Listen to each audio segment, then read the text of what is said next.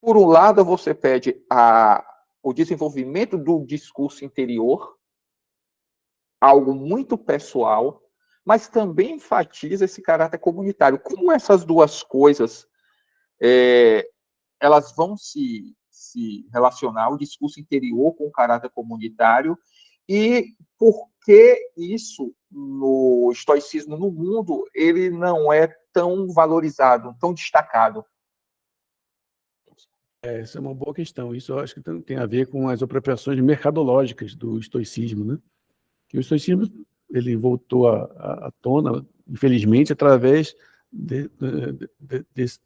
através da cultura de mercado, né? Através da mercantilização, assim como o budismo, assim como o cristianismo, né? Por exemplo, assim como o cristianismo da prosperidade, assim como o yoga da individualista, né? O budismo individualista, eles também conceberam esse estoicismo, entre aspas, individualista. E vai contra as doutrinas dos próprios estoicos, porque para os estoicos uma ação boa é comunitária. E aqui comunitária, estou traduzindo literalmente, eles enfocam o tempo todo a questão da comunidade, do koinonia, do koinós, do comum, né? Isso. Então, a ação boa é a ação que é comunitariamente boa, não é a ação que é boa para o indivíduo isolado. Como o Marco Aurélio ele sintetiza muito bem, o que não é bom para colmeia não é bom para abelha, certo? Então, eles têm essa visão da humanidade como uma grande colmeia, né? Na qual todos devem colaborar, ou para a qual, né? Todos devem colaborar e na qual todos devem colaborar entre si também, certo? Então, é uma visão organizacional. Mas eles, quase todos, não, acho que só nós mesmos aqui enfatizamos essa questão da koinonia no estoicismo, embora isso apareça o tempo todo. Vai sair em breve aí uma tradução minha do Marco Aurélio, e eu tenho até que escrever sobre isso, um texto, quantidade de vezes que ele se refere à ação comunitária, né? E, ele usa a koinonia o tempo todo. Então, isso aí se perdeu, né? No estoicismo atual, que funciona dentro da mentalidade do capitalismo tardio, que é individualista. Né? Então, eles não conseguem ou não querem chegar a esses fatos.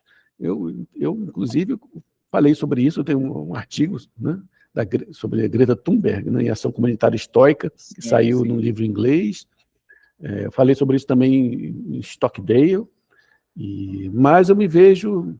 Algumas pessoas eu vi que começaram a refletir sobre isso que eu estou falando. Aí, por exemplo, o Dave Fiedler, ele fala sobre isso no livro dele, o John Sellers também, no livro de introdução ao estoicismo dele, ele menciona isso, mas não creio que eles enfatizem como deveria ser, porque isso é o próprio cerne da filosofia estoica, certo? Então a gente enfatiza muito a questão da ataraxia. A ataraxia é como se fosse uma isca, tá entendendo? Interessante isso. Algumas pessoas pensam assim, poxa, se o objetivo do estoicismo é chegar à ataraxia, então por que ele vai agir politicamente depois? Se ele chega na ataraxia, ele está feliz, não vai fazer mais nada, né? Vai parar, né? Atingir Só que o objetivo do estoicismo nunca foi a praxia, a inação, certo? O objetivo do estoicismo é criar indivíduos que sejam, como o Adô deixa muito claro lá, indivíduos que sejam socialmente úteis, que contribuam positivamente para a sociedade na qual eles vivem. Então, a ataraxia, na verdade, esse equilíbrio interno que o estoicismo promete, ele não tem um fim em si mesmo, mas ele é um meio para que você possa agir de uma forma eficiente, ou mais eficiente na comunidade, politicamente, por exemplo. Então, te permite, por exemplo,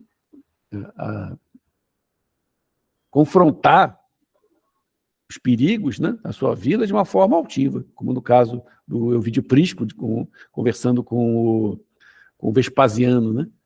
O Vespasiano fala, então, não vá ao Senado. E o Prisco fala, não, eu vou porque eu sou senador, ele tem que cumprir o papel dele, né?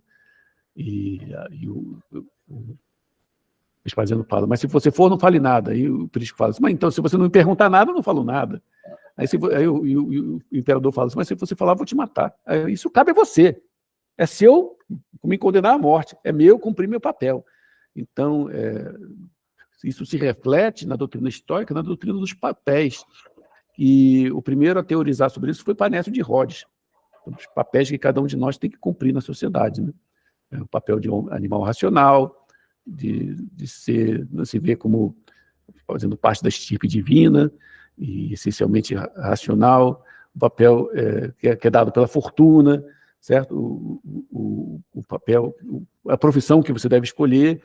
Então, esses papéis você tem que cumprir, e são, obviamente, papéis sociais.